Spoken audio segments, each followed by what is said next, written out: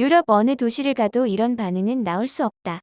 무대에서 소리내며 운 건 한국 공연이 처음이라는 아티스트의 말을 단지 립서비스라고 몰아붙이며 조용한 일본 문화 때문에 비교되어서 그렇게 보이는 것이라며 하다하다 떼창의 국뽕을 영냐며 뚱한 반응을 보이는 사람이 있습니다.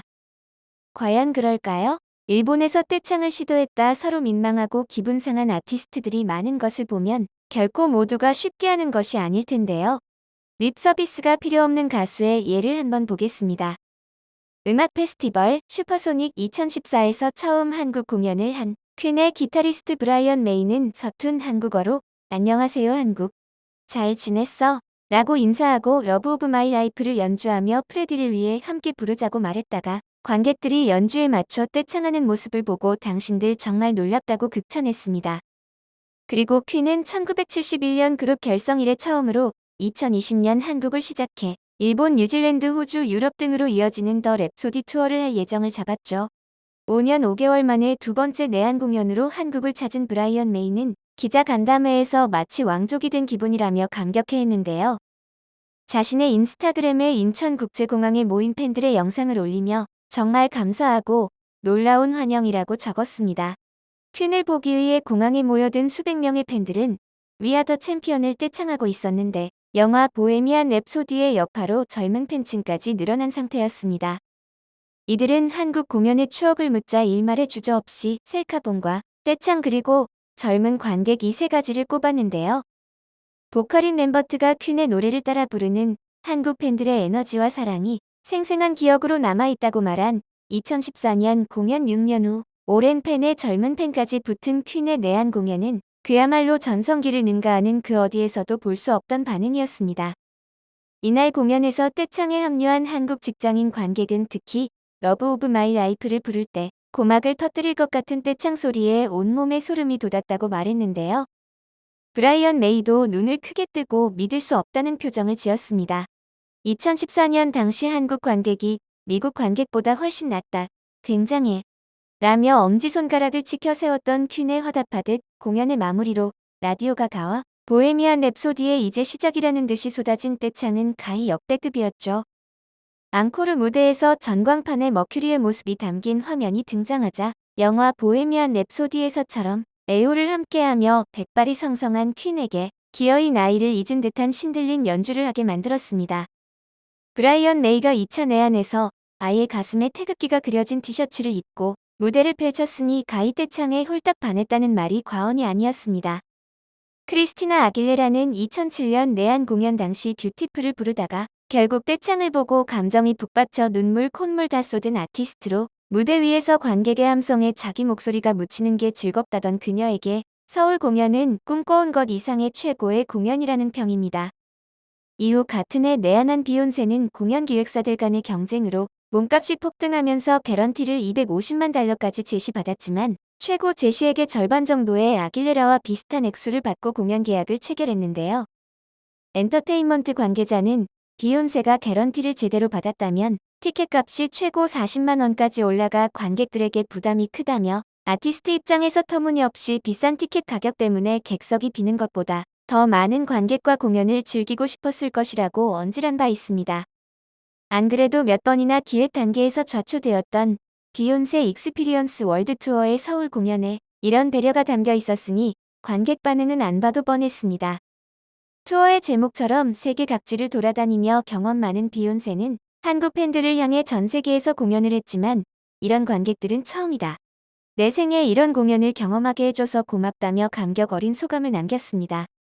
2007년 비욘세 익스피리언스 투어 중에서 유일하게 서울에서 2번 공연을 잡고 하루 먼저 들어와 개인 시간을 갖기도 한 비욘세는 도착하는 순간부터 공연장에서까지 그가 가는 곳곳마다 따뜻하게 환대해줬던 서양의 그루피와는 다른 차원의 한국 팬들의 열정에 고마워했습니다. 한국 팬들은 열정이 넘치는데 또한 친절하다. 내 기억 속의 서울은 정말 기분 좋은 도시로 남아있다며 애정을 드러낸 그녀는 이후 2009 아시아에서 열리는 공연에 서울을 가장 기대되는 공연지로 손꼽을 정도로 그 여운이 길었습니다. 한국 공연은 내가 적극적으로 원했다. 지난 2007년에 있었던 서울 공연에서 한국 팬들에게 많은 감동을 받았기 때문이다. 라고 말하는 비욘세는 적극적으로 나의 무대에 호응해줬던 한국 팬들의 모습을 잊을 수가 없다. 덩달아 나도 모르게 폭발적인 에너지가 터져나오는 것을 느꼈다. 그때 그 느낌과 감동이 아직도 생생하게 떠오른다고 말하며 한국 공연을 고집한 이유를 말했죠. 이후 폴 맥카트니, 메탈리카, 마룬5, 수많은 해외 아티스트들이 방한해 한국 특유의 떼창 문화를 경험하고 돌아갔는데 내한 공연 떼창에 또 다른 문을 열어준 아티스트는 영국 록밴드 뮤즈로 2007년 처음 한국을 찾은 후 2010년, 2013년 다시 내한했죠. 무대를 덮칠 듯한 떼창과 스마트폰 플래시 이벤트 등으로 팬들에게 조련받고 돌아간 그들은 우린 언제나 한국에 가는 걸 좋아합니다. 그 이유 중 최고를 뽑자면 관객들이죠. 굉장히 미친 사람들이거든요. 우리가 처음 한국에 갔을 때 관객들이 시작할 때부터 굉장히 와일드하게 나오더라고요.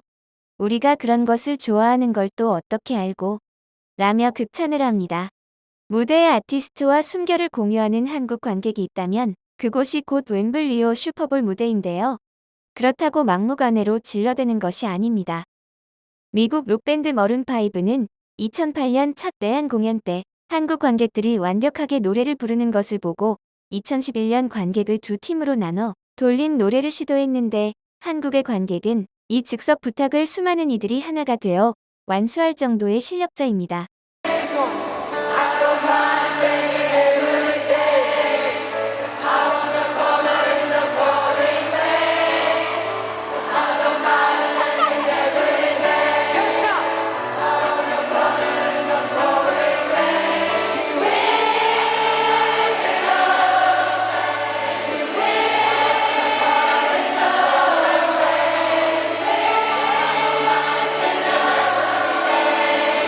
이 산전수전 다 겪은 뮤지션을 반하게 만드는 한국의 떼창은 공연 전 각자 예습하고 만들어낸 성실한 준비의 결과물로 국내 공식 팬카페엔 내한 공연 한참 전부터 세트리스트와 함께 준비에 돌입합니다. 가사를 열심히 외워 가야 재밌게 놀 수 있기 때문인데요. 한국 관객들은 종이 비행기 날리기, 금가루 뿌리기 등 뮤지션을 위한 대형 이벤트 역시 소홀하지 않습니다. 영국 록밴드 트래비스는 공연 때마다 한국 관객들이 종이 비행기를 날리는 이벤트를 해주는데 공연 전부터 가사와 함께 종이 비행기를 날릴 부분을 숙지하는 것은 기본입니다. 한국인은 손뼉도 그냥 치는 게 아닙니다. 퀸의 라디오 가가와 의일록유에서 할까가 박수와 쿵쿵짝 박수를 연습하는 것은 기본으로 영상으로 제작돼 인터넷에 올라온 박수법을 관객 대부분이 완료했기 때문에 엄청난 박수 소리가 났던 것이죠. 유럽이나 미국 관객들 역시 공연장에서 쉽게 볼 수 있는 이 특별할 것 없는 떼창이 한국과 엮여 더 특별해진 이유는 똑똑한 머리와 자체 탑재된 흥의 민족에 일단 하면 끝장을 보는 한국인의 성격이 빚어낸 현상이죠. 달달 외우는 것을 잘하는 한국인은 티내지 않고 얌전하지만 서양의 그루피 못지않은 가락과 흥에 대한 이글거리는 열정이 있습니다. 내가 좋아하는 아티스트에 대한 것은 한국에서도 어떻게든 구해서 듣곤 하지만 정작 공연은 번번이 일본을 끝으로 우리나라는 건너뛰고 무산되는 일이 많았죠. 마침내 잡힌 공연을 평범하게 지나칠 리 만무합니다. 티켓 확보는 물론이고 아티스트를 위해 그리고 나 자신을 위해 운과 돈이 만든 기회를 추억으로 만들 작전에 돌입하는데 떼창 역시 이 과정 중의 하나입니다. 결국 비영어권인 나라에서 전곡 떼창을 하고 심지어 기타 연주까지 허밍으로 따라하는 진기명기를 선보이게 되는 것인데요. 지난 2006년 미국 록밴드 메탈리카의 내한 공연에서 마스터 오브 퍼피츠의 기타 솔로 부분이 시작되자 일제히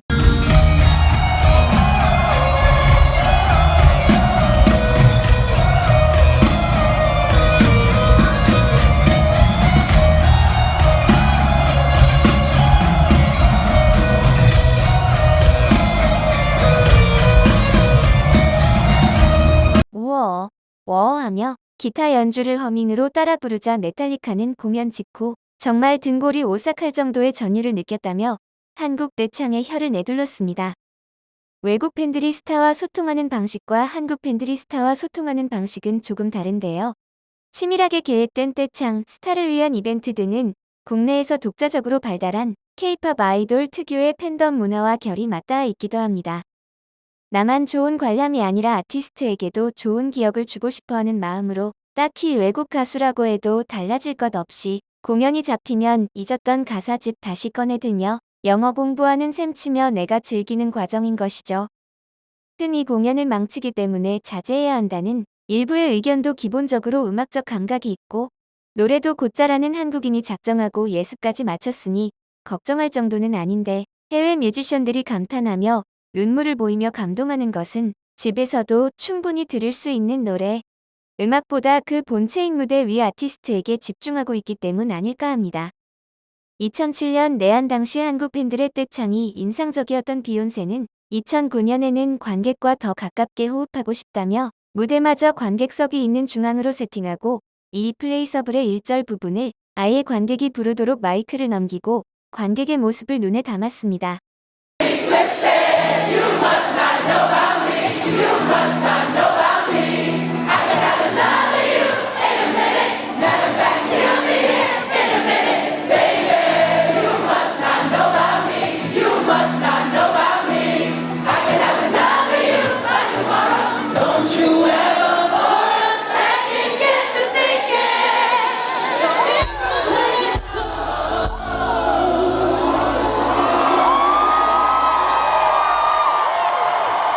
프레디 머큐리가 1985년 라이브 에이드 무대에서 선보인 애웃대창의 전설처럼 칼같은 박자로 수만 명이 동시에 한 목소리로 리듬을 공유하는 그 순간의 감동을 한국인은 부르는 족족 완곡으로 선사하니 아티스트들이 떡실신할 수밖에 없는 것이죠. 팬데믹이 끝나고 한국인에게 기받아가고 싶은 아티스트들이 줄을 이을 것으로 생각되는데요. 서로가 즐거운 덕질처럼 무서운 것이 없습니다. 영상을 끝까지 시청해주셔서 감사합니다. 구독과 좋아요는 영상 제작에 큰 힘이 됩니다.